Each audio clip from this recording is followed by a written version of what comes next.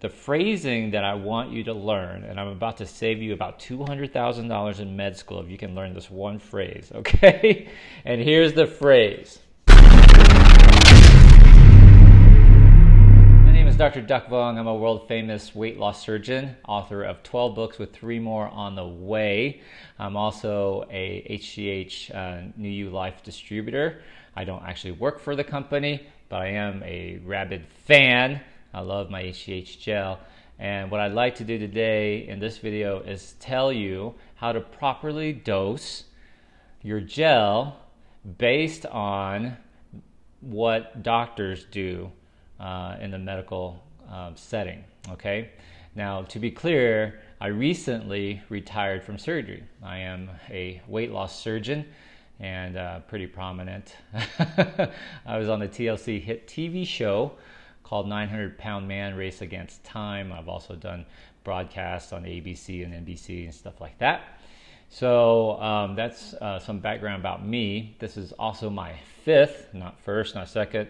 You know, I was so bad at MLM. I failed at my first one, my second one, and I thought I'll try it again. So I started a second one. I failed at that. And I was like, you know, this network thing, marketing thing isn't really for me. So I went ahead and tried a 3rd one and then a 4th one.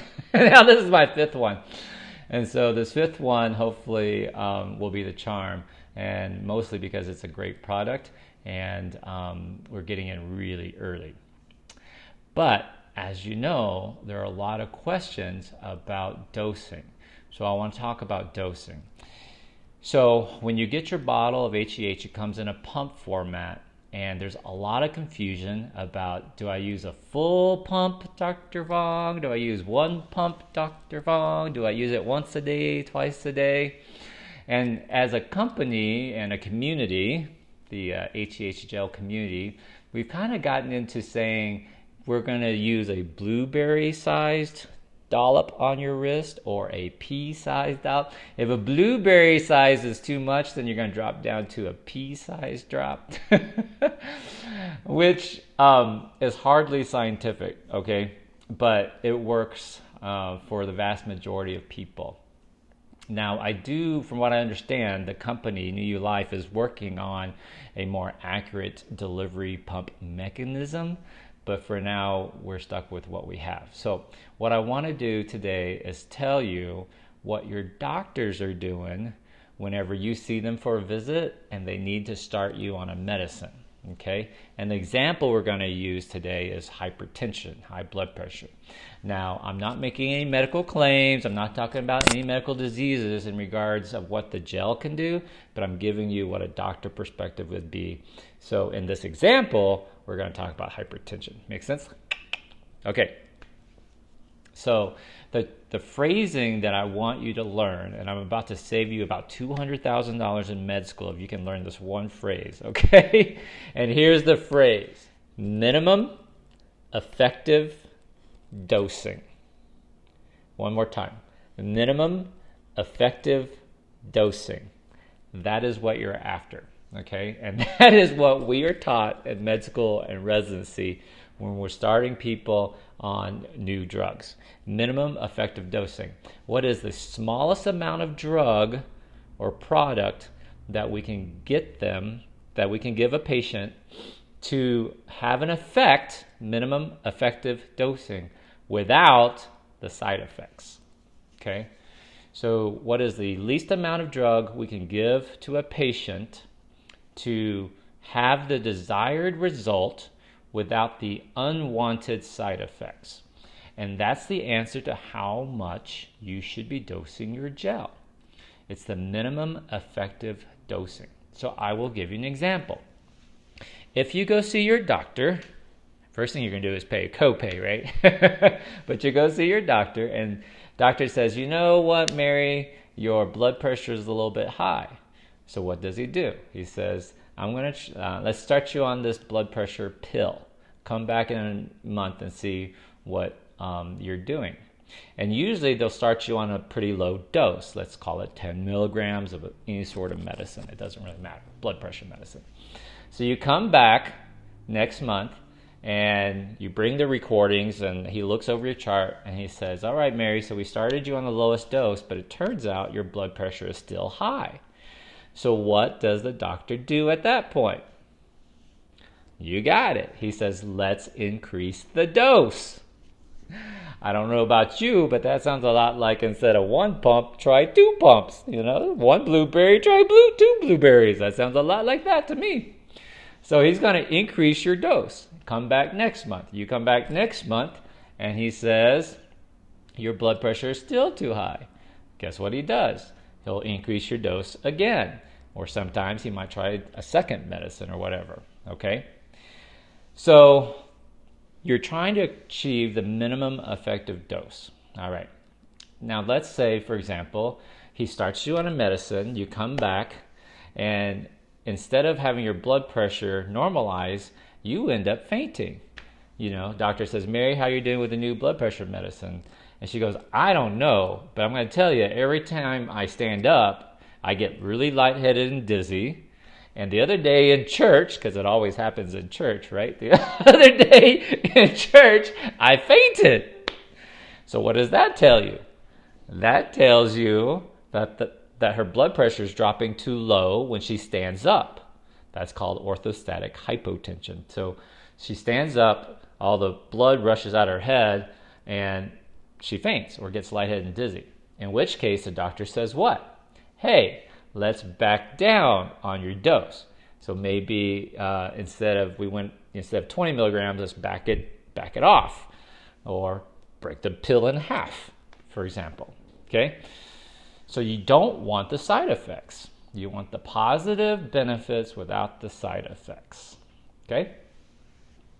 Now, this matters because you can't tell little Mary, who's 5'2" grandmother, to take the same dose as a 6'2", 250-pound muscle bodybuilder guy in his 30s.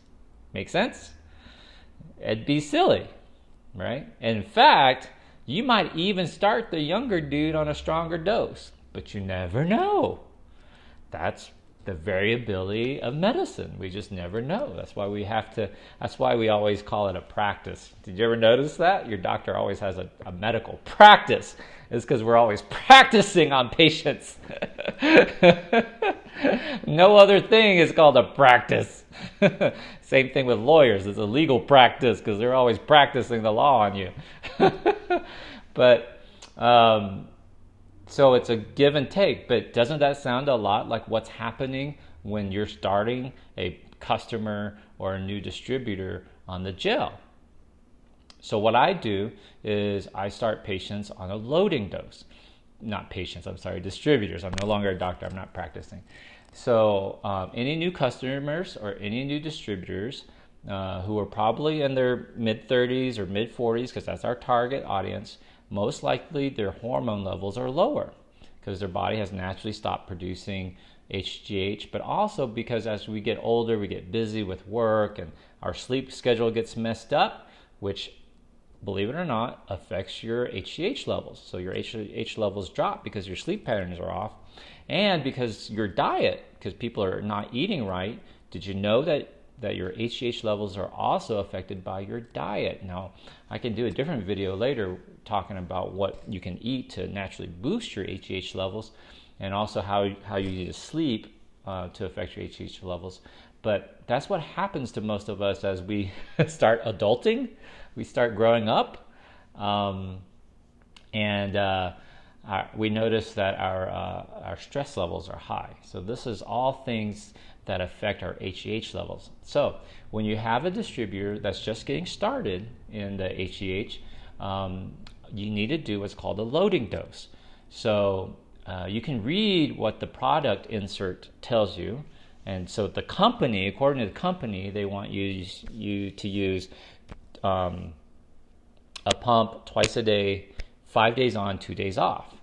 What I tell my distributors is use 2 blueberry-sized, back to the blueberries again, 2 blueberry-sized drops on your wrist twice a day.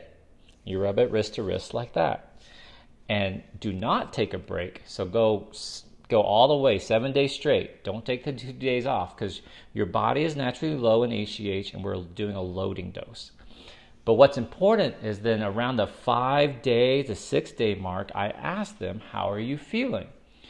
At that point, most of them will say, you know what, I'm starting to sleep really heavy, or I'm having colorful dreams, in which case I say, it's working. That's awesome. You're starting to feel the effects, right? You get the energy level up. So keep going. Don't take any days off. Now, what happens if you happen to have, and I was just having this conversation with somebody earlier today, and, he happens to be 6'2", 250 pounds, bodybuilder. He says, Doc, I'm not really, I've noticed a little bit better sleep, but nothing like really crazy. So I said, increase your dose. You can add a third dose around noon. So let's say you wake up at 8, you put on the gel, and then do another 1 blueberry-sized drop around noon, and then again at 6 p.m. And he said, okay, I'll try that. So I checked with him. It's been about a week since he's done that. And he says, I've really started to notice a little difference. Okay, so that's good. Now, what happens if you're doing this loading dose and your customer says, I'm having terrible nightmares? So one of the most common side effects that you are going to feel or hear about are nightmares. And I myself had these nightmares. I went from vivid dreams to crazy, memorable teenage type of wink wink dreams, if you remember those sort of dreams you were having at 15, 16 years old, to then just flat out nightmares. It was frightening. And I had them for 2 days in a row, and then I realized, well, I need to back down on your dose. So if you're having nightmares, there are 2 causes I found. Number 1, the dose is too strong, so you can either go from blueberry size to pea size drops, or you're taking them too close to your bedtime. So there are people, when they say take it at night, when we say take it at night, people think you're supposed to take it right before bed, 15 minutes before bed. That's probably too close. You're getting too high of a surge of your of the benefits when you're trying to go into REM sleep, and it's causing nightmares. So a typical person, I would say, if you get up at 8, 9, you want to do your first dosing around 8 or 9, and then you want to do your evening dose. It's not a nighttime dose, it's an evening dose around 6 p.m., assuming you're going to go to bed around 10 or 11 p.m. at night. Okay? If I have a particularly hard day or I need to get a lot of work done, I'll add a 1p drop at 1 in the afternoon. So minimum effective dosing. That is the proper answer to how much HGH gel should you use. All right?